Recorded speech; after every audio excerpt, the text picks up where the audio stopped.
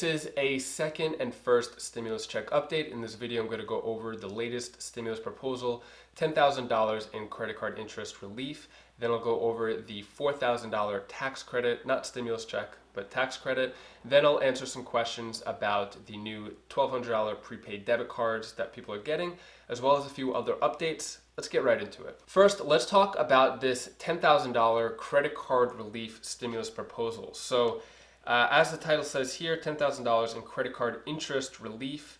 Let's break this down because this is a really interesting one. This stimulus proposal is the Credit Card Interest Relief During the Pandemic Act, also known as CIRPA. So here are the only details you need to know. I don't want to stretch this out.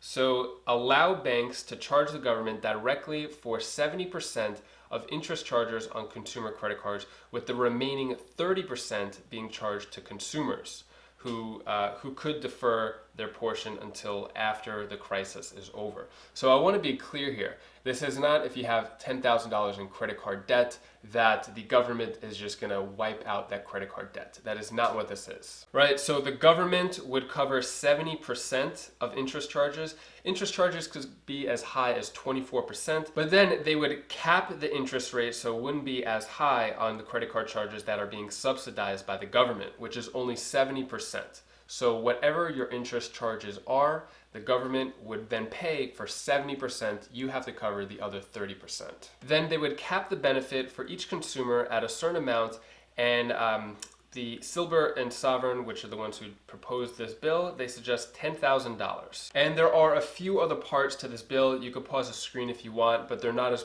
important as the first three parts. So ironically, this YouTube channel is about credit cards, cash back, travel points before I got into the stimulus. I don't like credit card debt. Even though I talk about credit cards, I mainly talk about the benefits, but credit card debt is a really bad thing. And that's the reason why I don't like this proposal, just because it may promote people to get into credit card spending that they normally wouldn't do, buy things that they normally wouldn't because they know someone else is covering the bill or partially. Let me know your opinion on this stimulus proposal. Do you like this? Would this apply to you? Do you have credit cards?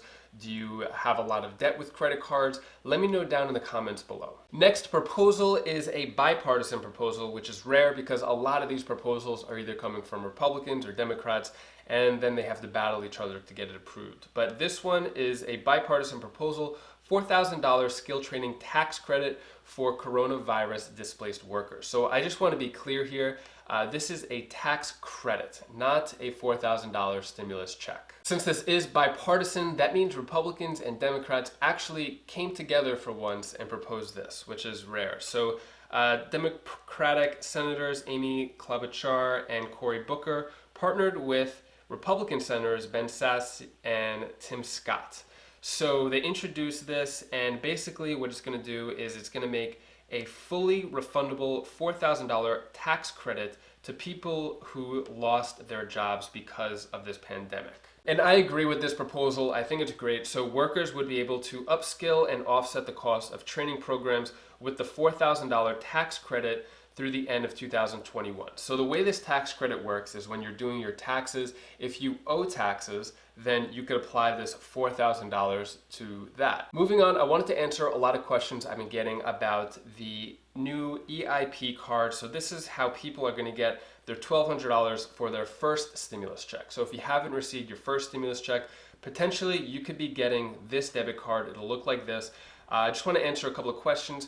You cannot request a debit card. You do not know if you're getting one of these debit cards. And if you want more information, you could go to eipcard.com, and this has all the information you pretty much need. And if you go to the FAQ, this will answer a lot of questions that you have about the card as well. Just to give you some rapid fire answers, it's going to come in an unmarked envelope. You use this the same way you would any debit card. So you could purchase groceries, you could go to a in-network ATM, take out cash with this card, and there are no fees for purchases or taking out money from an in-network ATM. It is sponsored by MetaBank, or it's a MetaBank debit card. And when it comes to fees, if we look here, you could pause the screen. I'm not going to read this, but look on this right hand side. It's just no fees with a lot of different things. So you could pause the screen if this helps, or you could go to the website. And here is what there are fees for. So if you go to an ATM that is out of network, then it'll cost you $2 per withdrawal. And if you lose the card or it gets stolen, it's going to cost $7.50 to replace.